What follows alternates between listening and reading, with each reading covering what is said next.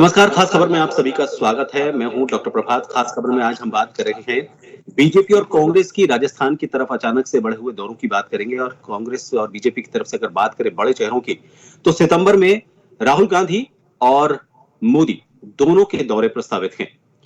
राहुल गांधी मोदी से 2 दिन पहले आ रहे हैं और यहां आकर वो जान फूंकने की कोशिश करेंगे उन कार्यकर्ताओं में जिनको वो जिला से लेकर बूथ स्तर तक, आगे ब्लॉक स्तर तक, हर स्तर के जो भी कार्यकर्ता हैं उनको वो क्या एक उनकी तरफ से एक तैयारी हो सकती है जीत को लेकर, वो क्या मंत्र सोचते हैं।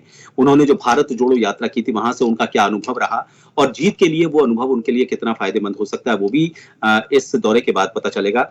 बात करें मोदी की, तो पिछले 9 महीने में एक तरह से ये कहा जा रहा है कि उनका 7वां दौरा है राजस्थान का।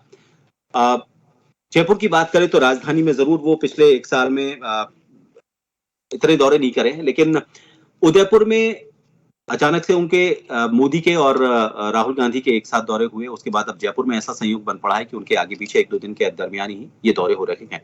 लेकिन उन दौरों के बाद क्या जो घटनाक्रम, राजनीतिक घटनाक्रम फिलहाल राजस्थान में चल रहे हैं, उनमें कोई एक बड़ा सियासी बदलाव आएगा?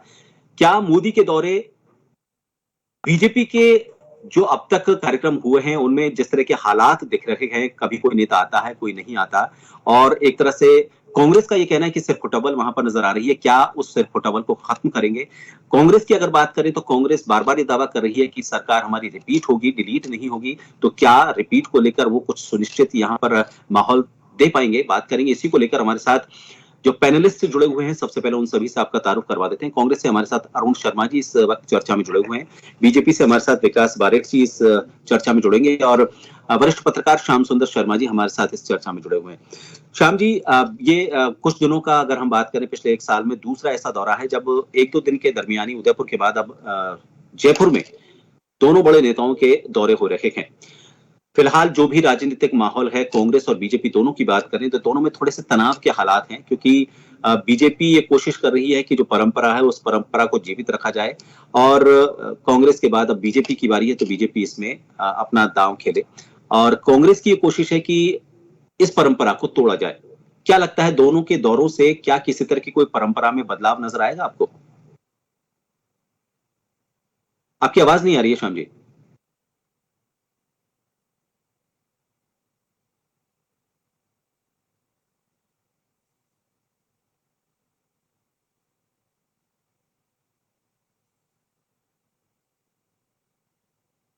मैं एक बार पीसीआर टीम से बोलूंगा कि एक बार आपको वापस कनेक्ट करें। शायद ईयरफोन आपने जो जोड़ा है हो सकता है उसकी वजह से कोई दिक्कत हो। एक बार ईयरफोन हटाकर आप बात करने की कोशिश करें। चलिए, आपको एक बार पीसीआर टीम हम वापस रिकनेक्ट करेगी, तब तक मैं अरुण जी के पास लौटूंगा। अरुण जी, यही सवाल मेरा आपसे, जब तक श्याम जी हमारे पास लौटे। क्या लगता है कांग्रेस जो कोशिशें कर रही है, कांग्रेस का ये कहना है कि बीजेपी जो कह रही है कि इस बार सरकार डिलीट होगी, डिलीट नहीं होगी, रिपीट होगी। राहुल गांधी की भारत जोड़ो यात्रा का जो फायदा है वो इस बार वो यहाँ के कांग्रेसी कार्यकर्ताओं में जान फूंक कर दे पाएंगे? जी प्रभात, देखिए, इन 2 दौरों का आपने जिक्र किया। राहुल गांधी आ रहे हैं, वो उनके कार्यक्रम में एक प्रदेश कांग्रेस का जो नया कार्यालय बनेगा उसकी जमीन का शिलान्यास करना ये कार्यक्रम में शामिल है। देखिए, उससे पहले अगर अपन भारतीय जनता पार्टी की बात करें तो प्रधानमंत्री का पिछले 9 महीने में ये 8वां दौरा है एक्चुअली। बहुत फ्रिक्वेंटली आ रहे हैं, स्वागत है उनका। पिछले 1-1.5 महीने से जो एक बात बिल्कुल स्पष्ट है डॉक्टर प्रभात, वो ये है कि जो भारतीय जनता पार्टी की केंद्रीय नेतृत्व है उसको, जो राजस्थान का लोकल नेतृत्व है भारतीय जनता पार्टी का, उस पर रत्ती भर भी विश्वास अब नहीं रह गया। ये बड़ा स्पष्ट हो गया है। न केवल आपने देखा कि प्रधानमंत्री ने 8-9 दौरे यहाँ किए पिछले इतने ही अरसे में, इतने ही महीने में। गृह मंत्री आए यहाँ, रक्षा मंत्री आए, नितिन गडकरी भी आए, नड्डा साहब तो उनका आना जाना लगा रहता है, शायद 4-5 बार वो भी आए। उससे भी अजीब बात यह है कि दूसरे बीजेपी शासित राज्यों से 200 विधायक यहाँ आए और उनको 200 विधानसभाओं में उनने अवतरित कराया बाहर से आके। मैंने सुना है कि कल परसों 2 दिन अलग अलग राज्यों के चीफ मिनिस्टर भी भारतीय जनता पार्टी के यहाँ होंगे। उसमें असम से हेमंत बिस्वा शर्मा और एक और मुख्यमंत्री हैं, हम भूल रहा हूं, वो दोनों भी अगले 2 दिन में आने वाले हैं। ये सब कुल जमा टोटल ये है कि सारा जो भारतीय जनता पार्टी राजस्थान का मामला है वो टोटली केंद्रीय नेतृत्व ने अपने हाथ में ले लिया है। क्योंकि देखिए, शक्तिशाली पार्टी है, उनके पास तो सब खबरें जाती हैं, सच्ची खबरें। उनको पता है राजस्थान में हालत बहुत पतली है भारतीय जनता पार्टी, क्योंकि बिल्कुल मुद्दा विहीन है इस बार वो। देखिए, उन्होंने करीब 4-4.5 साल इस झूठी आस में निकाल दिए कि कोई छींका उन पे टूटने वाला है। मेरा इशारा अशोक गहलोत जी और पायलट जी का जो चला सिलसिला, उसमें ये 4.5 साल तक उसमें बिजी रहे, इन्होंने कोई काम नहीं किया। और जो हमने भी जन सरोकार के कार्यों का एक लंबी लकीर खींची है इस शासन काल में, वो अब वो खुद स्तब्ध हैं इसके बारे में। और बड़ा फेवरेबल माहौल है। तो ये सब देखते हुए भारतीय जनता पार्टी, मैंने जैसे बताया, उनको लोकल राजनीति पे कतई यकीन नहीं रह गया है। वसुंधरा जी का मामला अभी भी रिजॉल्व होने से बहुत दूर है। कैलाश मेघवाल जी का प्रकरण आपने देखा ही, इतने वरिष्ठ नेता से जिस तरीके का व्यवहार हुआ वो सामने है आपके। मैं ये कह रहा था कि एक दूसरी बात का फर्क आप जरूर नोट करें इन दौरों से। राहुल गांधी प्रदेश कांग्रेस कार्यालय का नए ऑफिस का जमीन का शिलान्यास करेंगे। मुझे उम्मीद है डॉक्टर प्रभात और श्याम जी ने तो जरूर प्रदेश कांग्रेस कमेटी का आज का कार्यालय देखा होगा। लगभग 60 साल पुराना है, सादगी का भवन है। पिछले 5 साल में 700 जिलों में ब्रांड न्यू चमचमाते हुए भारतीय जनता पार्टी के नए कार्यालय बने। 15-20 का तो अभी उद्घाटन नड्डा साहब करके गए पिछली बार। और पूरे देश में 770 के करीब जिला कार्यालयों का उद्घाटन पिछले 5 साल में। जब देश में चारों तरफ कोरोना का कोहराम मचा हुआ था, उस बीच लार्ज स्केल पे जमीनें खरीदी गई हर जिले में और वहां कार्यालय बने। तो दोनों पार्टियों में एक ये फर्क है, सादगी का हमको जो विरासत है, महात्मा गांधी के जमाने की ये पार्टी है। हमारा फोकस ये दिखाने और आडंबर में नहीं है। दिल्ली के ऑफिस का जिक्र तो मैं क्या करूं आपसे डॉक्टर प्रभात। बीजेपी का जो दिल्ली का ऑफिस है, state of art, 7 star facilities, मतलब इवन चैनल्स को वहां अलग अलग केबिन मिली हुई है, कंफर्टेबल केबिन्स, और फिर रेजिडेंशियल ब्लॉक भी बनाया गया है। ये ठीक है, अगर मान चल रहा है तकनीकी आधार पर कुछ सुविधाएं अगर मिलती हैं तो ठीक है, लेकिन इससे मैं जो मेरा सवाल ये था कि क्या अब जो दौरे हो रहे हैं, मैं लौटूंगा आपके पास, श्याम जी में हमारे साथ जुड़ गए। श्याम जी सुन पा रहे हैं मुझे? आपकी आवाज नहीं आ पा रही है, अभी भी नहीं हम सुन पा रहे हैं। श्याम जी की आवाज नहीं आ पाए, ये तो पहली घटना है आजाद भारत। जी, इनकी आवाज तो जरूरत से ज्यादा आती है, ये तो पहली बार होता है। श्याम जी एक बार आप चेक करें, क्योंकि आपसे बात करना बहुत जरूरी है और आपका जो विश्लेषण है वो इसमें एक बहुत अलग पहलू सामने रख सकता है। और हम कोशिश करें विकास जी से भी हमारा संपर्क हो, विकास जी तक, ताकि बीजेपी का जो पहलू है वो भी वो सामने रखें। अरुण जी, अभी मेरी बीजेपी के एक नेता से बात चल रही थी, अभी श्याम जी जुड़े हो तब तक।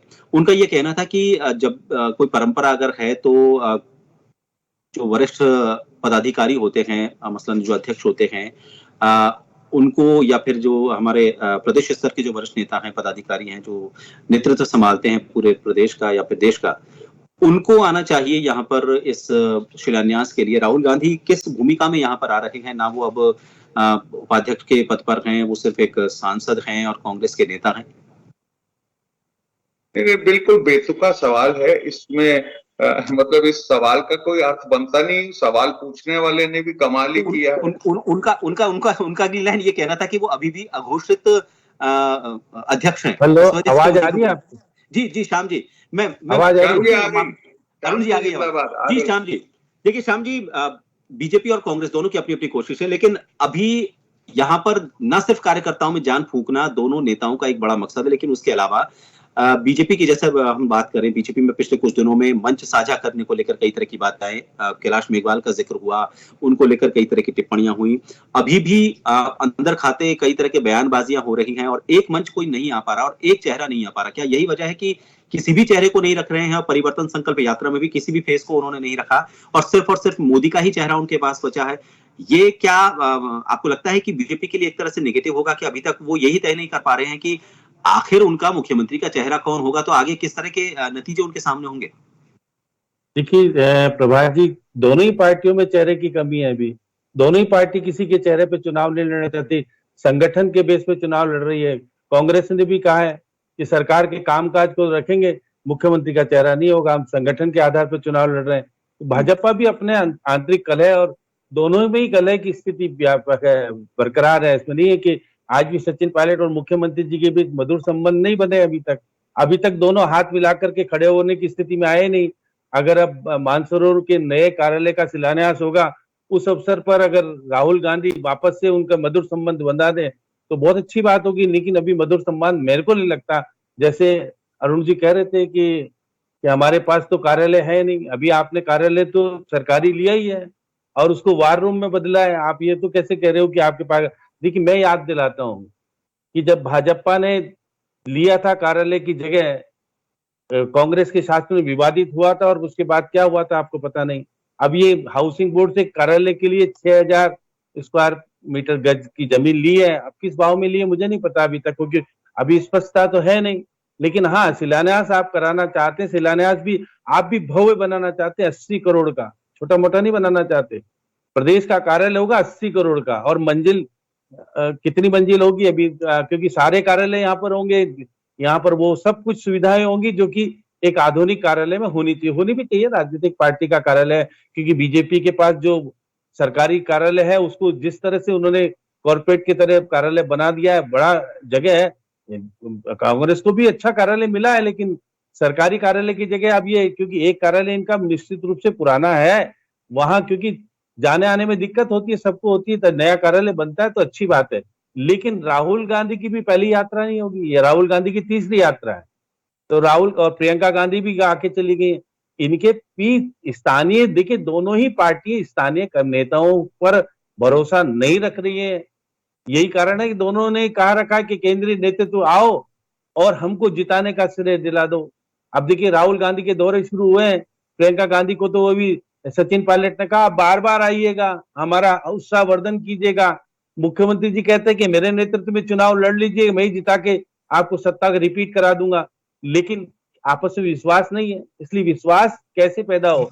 और बीजेपी में देखिए जिस प्रकार से अब तीन तो पूर्व राष्ट्रीय अध्यक्ष आ गए, एक मौजूदा अध्यक्ष आ गए, सबने यात्रा का शुभारंभ कर दिया।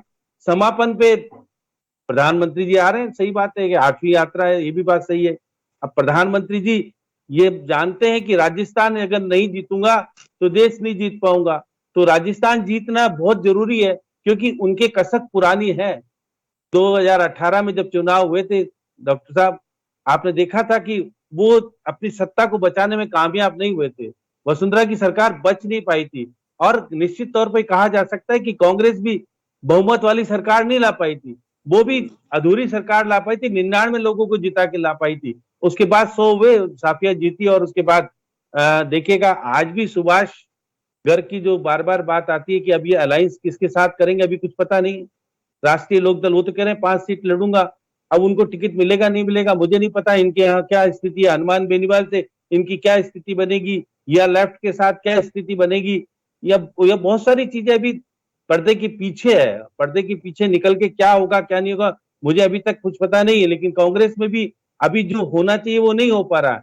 इसलिए गोगोई और मधुसूदन मिस्त्री को जो काम दिया है, कहा है कि हम 3 बार जहां से आ रहे हैं सबसे पहले वही हमारा टारगेट फिक्स करेंगे, हम उसको ध्यान रखेंगे। अच्छी बात यही बीजेपी कह रही है, जहां हम हारे थे वहां पर हम किस प्रकार से जीतने का प्रयास करेंगे। तो दोनों ही अब ये कह रहे थे, बीजेपी ने तो 200 विधायकों को ला करके, तो आपने भी तो 25 लाए, ऑब्जर्वर 25 तो आए, अभी कह रहे हैं हम 4 राज्यों से फिर लाएंगे और करेंगे, सर्वे कराए जा रहे हैं। अब देखिएगा, कार्यकर्ताओं से नहीं पूछा जा रहा, सर्वे एजेंसी के माध्यम से ये भाग्य का फैसला करना चाहते हैं। अब बस, अब पहले वाला तो दोनों ही पार्टी उपयोग नहीं कर रही है। दोनों ही पार्टी इवेंट मैनेजमेंट वाले को कह रही है कि लाओ, अब देखिए जिसको टिकट देना होगा उसके लिए सर्वे की जरूरत नहीं होगी। यदि किसी ने, राहुल गांधी ने टिक कर दिया किसी के नाम के आगे, कोई सर्वे करेगा क्या, कोई बात करेगा क्या उसके लिए, उसको तो सही है। तो इसलिए बात सही, सर्वे उसके लिए जिसको टिकट नहीं देना और जिसकी हैसियत नहीं, उसको ये बताना तेरे सर्वे में जीत हासिल नहीं हो रही है इसलिए तेरे को टिकट नहीं दे रहे। तो राजनीति में सर्वे तो कहने के लिए होता है, होना भी चाहिए, लेकिन आम कार्यकर्ताओं को यदि सर्वे में टिकट मिलता है तो आप अच्छी बात मानी जानी चाहिए। यदि आम कार्यकर्ता उस सर्वे से दूर हो जाता है, और इवेंट मैनेजमेंट में जो सर्वे में कौन आता है, जो प्रचार प्रसार को ताकत के अनुसार चला लेता है। वरुण जी, ये तो आप पता है आपको कि जो चुनाव लड़ रहा है वो 1-1 करोड़ 2-2 करोड़ पहले ही खर्च कर देता है कि भाई मेरा सर्वे में नाम आना चाहिए। सर्वे में नाम आने के लिए बैनर, झंडे, कार्यकर्ताओं के साथ जो कुछ करना चाहिए कर रहे हैं। अब वो राजनीति पहले वाली तो रही नहीं कि देखिए जिसको टिकट दे दिया राजनीति के नाम पर जीत जाएगा। अब ये बात सही है कि पार्टी के वोट होते हैं, उसमें दो राय नहीं है, पार्टी के वोट से जीत के फैसला होता है कई बार, लेकिन निर्दलीय उम्मीदवार जो खड़ा होता है वो तो एक से करता है, और पार्टी का उम्मीदवार निश्चित तौर पर जो पार्टी के जो वोट होते हैं उसको मिलते हैं। दोनों ही पार्टी या किसी तीसरी पार्टी का भी अगर है तो राजस्थान में निश्चित तौर पर बीएसपी ने भी 6 टिकट डिक्लेयर कर रखे हैं पहले से। आप पार्टी अभी तक कह रही है, सोच रही कहां कैसे क्या किया जाए मुझे बताए, और आदिवासी पार्टी को तो खत्म ही कर दिया अभी कांग्रेस ने। अब कांग्रेस उसके साथ क्या न्याय करेगी क्या नहीं करेगी नहीं, लेकिन राजनीतिक परिप्रेक्ष्य में ये चुनाव निश्चित तौर पर, राजस्थान का चुनाव महत्वपूर्ण है, देश की राजनीति को संदेश देने वाला होगा, इसलिए दोनों पार्टी दिल्ली तक मैसेज जाएगा इसका। जी, चुनाव लड़ने के लिए ताकत लगाई हुई है। हमारे साथ विकास जी भी जुड़ चुके हैं। अब विकास जी, मोदी का दौरा होने वाला है, परिवर्तन संकल्प यात्रा के समापन कार्यक्रम में वो कर रहे हैं, लेकिन लगातार जिस तरह के दौरे हुए हैं और बहुत तेजी से दौरे किए हैं, पिछले 9 महीने में 7 दौरे राजस्थान के हो चुके हैं पीएम मोदी के, और कांग्रेस का ये कहना है कि ये जताता है कि जो स्थानीय नेतृत्व है उसमें बीजेपी का कोई भरोसा नहीं है, इसीलिए बार बार पीएम को यहाँ बुलाया जा रहा है। यहाँ के नेताओं में भरोसा नहीं है, यही वजह है कि बाहर से 200 विधायकों को यहाँ पर जिम्मेदारी सौंपी गई कि आप जाइए और 200 विधानसभा क्षेत्रों में जाके अंदर की रिपोर्ट दीजिए कि आखिर हो क्या रहा है, जनता चाहती क्या है। विकास जी,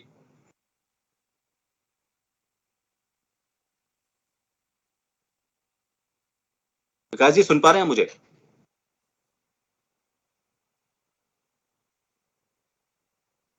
चले जाओ। जी जी विकास जी सुन पा रहे हैं सर? मुझे सुन पा रहे हैं सर? जी, मैं सबसे पहले तो आपको बताना चाहूंगा कि कांग्रेस के मेरे साथियों की हताशा इसी बात से स्पष्ट होती है कि ये अपनी पार्टी के ऊपर कम, जनता के ऊपर कम और हमारे कार्यकलापों के ऊपर ज्यादा ध्यान दे रहे हैं, क्योंकि इनको खुद को पता है कि भारतीय जनता पार्टी अपने अनुशासन और अपने प्रबंधन के लिए जानी जाने वाली पार्टी है। प्रधानमंत्री नरेंद्र मोदी हमारी पार्टी का और इस देश का, पूरा हमारे देश को रिप्रेजेंट करने वाले और हमारी पार्टी के रिप्रेजेंट करने वाले पूरे विश्व में जाने वाले एक चेहरा है। तो राजस्थान में उनका आना इस बात से कोई भी रिलेशन नहीं रखता कि राजस्थान में जिस प्रकार की घटनाक्रम ये बता रहे हैं इस वजह से उन्हें आना पड़े। 25 तारीख को भी जिस वजह से वो आ रहे हैं वो पंडित दीनदयाल उपाध्याय जी का जन्म दिवस है। उनका धानक्या जो जहां पर उनका स्मारक है, वहां पर उनका लालन पालन हुआ, उनका बचपन बीता, उनका जन्म वहां पर हुआ, वहां उनका स्मारक है, वहां पर प्रधानमंत्री जी पधार रहे हैं। और जैसा मैं आपको बताना चाहूं कि अगर इतना ध्यान इन्होंने राजस्थान की जनता पे दिया होता तो शायद इन्हें हमारे ऊपर ध्यान देने की आवश्यकता नहीं होती। और आज भी, अब भी जो है वो ये कुछ समय जो इनके पास बचा है, इस समय में भी अगर जनता को ध्यान में रख के कुछ काम करेंगे तो मैं समझता हूं कि इनकी जब सरकार चली जाएगी उसके बाद भी कभी इनके कुछ अच्छे काम तो इनके पास होंगे जनता को गिनाने के लिए, बजाय हमारी कार्यकलापों के ऊपर इनको ध्यान रखने के। नहीं, लेकिन बीजेपी में फिलहाल अभी जो हालात रहे, देखिए कैलाश मेघवाल जी वाला प्रकरण ताजा प्रकरण है, उन्होंने खुद ने अंगुली उठाई है। उधर आपके सत्यपाल मलिक जी की बात करें, वो खुद बीजेपी के उन नेताओं पर अंगुली उठा चुके हैं, पीएम मोदी पर अंगुली उठा चुके हैं। कांग्रेस का सवाल इस मायने में था कि जब अंदर ही हालात सही नहीं है तो साफ पता चलता है कि बीजेपी में कोई एक चेहरा बचा नहीं है, और इसी वजह से बार बार मोदी को आगे कर दिया जाता है। और यही वजह है कि पिछले एक साल, पिछले 9 महीने में ये 7वां दौरा है उनका। ये कहना चाह रहे हैं। पहले कांग्रेस के मेरे साथी बताए हैं कि ये तो अपने वर्तमान मुख्यमंत्री को चेहरा नहीं मान रहे। इनके सचिन पायलट जी कल परसों कह रहे थे कि पार्टी का विधायक दल जो है वो तय करेगा कौन चेहरा होगा। इनके केसी वेणुगोपाल जी कहते हैं कि चुनाव के बाद जो है वो मिलकर तय करेंगे चेहरा कौन होगा। इनका तो खुद का मुख्यमंत्री होने के बाद ये जो मुख्यमंत्री ने हजारों करोड़ रुपए के होर्डिंग लगा दिए राजस्थान में अपना हंसता हुआ चेहरा दिखाने के लिए, उन तक कोई चेहरा नहीं मान रहे। और हमारा तो चेहरा है, नरेंद्र मोदी हमारा चेहरा है, जिनके ऊपर पूरी भारतीय जनता पार्टी ने विश्वास की, पूरे देश ने जिन पर भरोसा किया, और पूरी भारतीय जनता पार्टी जिनको अपना नेता मानती है। हम पूरे तन मन धन से लगे हुए हैं जिनके पीछे, जिनके लिए हम, जिनके नेतृत्व में हम काम कर रहे हैं। हमारे पास तो चेहरा है, चेहरे को पूरा विश्व जो है आज एक आशा की किरण के रूप में देखा जा रहा है। देखिए आप, जब भी चाहे यूक्रेन और रूस का वार हो, चाहे किसी भी प्रकार की जरूरत जब विश्व में कभी मध्यस्थता की एक मजबूत रूस यूक्रेन वार का फैक्ट चेक हो चुका है। वैसा कोई प्रकरण नहीं था, बार बार उसको गिनाया जाना मेरे ख्याल सही नहीं है। उसमें रूस यूक्रेन वार में जो बार बार ये कहा जा रहा है ना कि वो मोदी ने वो रूस युद्ध रुकवा दिया था, वो अंतरराष्ट्रीय स्तर के हालात है और उसका फैक्ट चेक भी हो चुका है। उससे आगे बढ़कर बात करें मेरे ख्याल से वो दीनदयाल जी क्या धानक्या में नहीं हो रही है सभा? सभा का स्थल चेंज हो गया। वाटिका में सभा है, धानक्या में नहीं है, वाटिका में है।